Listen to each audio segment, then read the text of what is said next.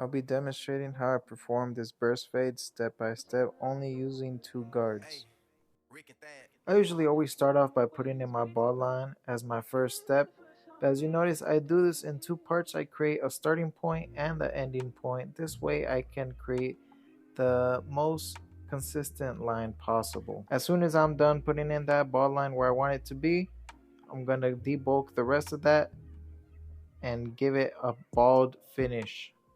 Balding out the bottom of the fade really adds a nice transition and just really makes this blend pop a lot more.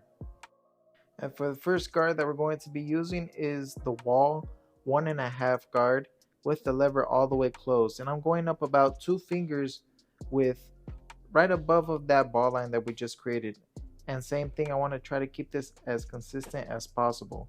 As soon as I go up 2 fingers up, I'm going to open the lever halfway and just go up about a 1/4 inch above what we just cut. We're just going to repeat the same pattern until we get to the lever all the way open, and the higher I go, the more I'm flicking out.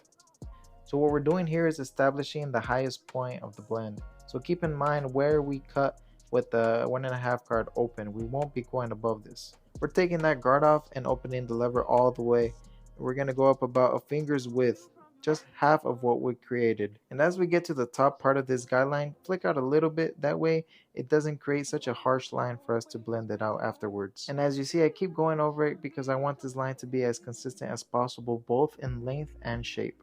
The last guard I'll be using is the Gamma 0.5 guard, and I'm going in with the lever all the way closed. We're going to repeat the same pattern of closed, halfway, and open.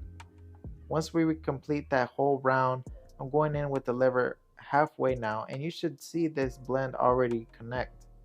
And we're going to get rid of the remaining dark spots with opening that lever all the way and just flicking out. You don't want to create another guideline with this. All you're doing is blending out any dark spots above our guideline. Once I complete that lever routine of close, mid, open, I go back and play with the lever a little bit just to make sure that I'm having a very consistent and gradual blend.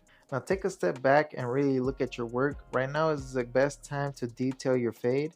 Reason being is that your eyes are forced to look at what's already being blended instead of that harsh line. So for me, it's easier to detail this way because I'm looking at less hair at the moment.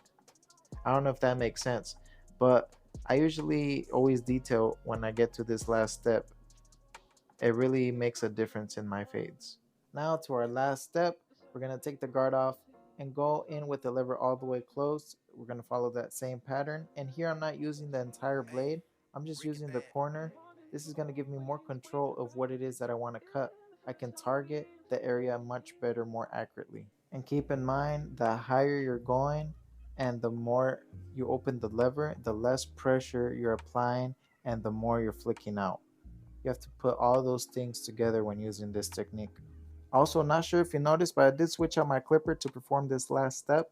That's because this is the Stylecraft Protege and it has a slower motor than the Rebel. Also, it has a fade blade, so it's gonna allow me to flick out that ball line a lot better. The Rebel has a taper blade, so it's actually a little bit bulkier. It's not gonna let me get as close as I want it to. And since this step is very crucial, it's literally what connects the skin to the hair, I need to be very careful and minimize room for error. So that's why I use a clipper with less power, just so I can be more careful. Now we can really see this blend is finally connected after performing all those steps. My client did let me know he wanted a V shape in the back. This is a returning customer, so the shape was already there. But as you can see, I'm just following the natural line that was already there. I'm not bringing it up much higher. And this is another reason why I didn't bring that ball line all the way close to the neck, because then we wouldn't have anything to line up. And I'm just using some thinning shears over comb to debulk that area since I saw it was a little darker. So this is going to make it a little lighter, and I'm just attacking it little by little as needed until I see that it finally blends together. And we are getting to the end of this video, guys. If you need any Gamma or Stylecraft tools, make sure to use my code CHOOCH, and this is going to give you a nice little discount. You do need to order directly from their website though. And lastly, I just put some product in my client's hair to give it that very textured look. I was using Chooch Clay, which can be found directly on my website. And I really hope you guys learned something from this video. There will be more videos in the future, so stay tuned and peace out.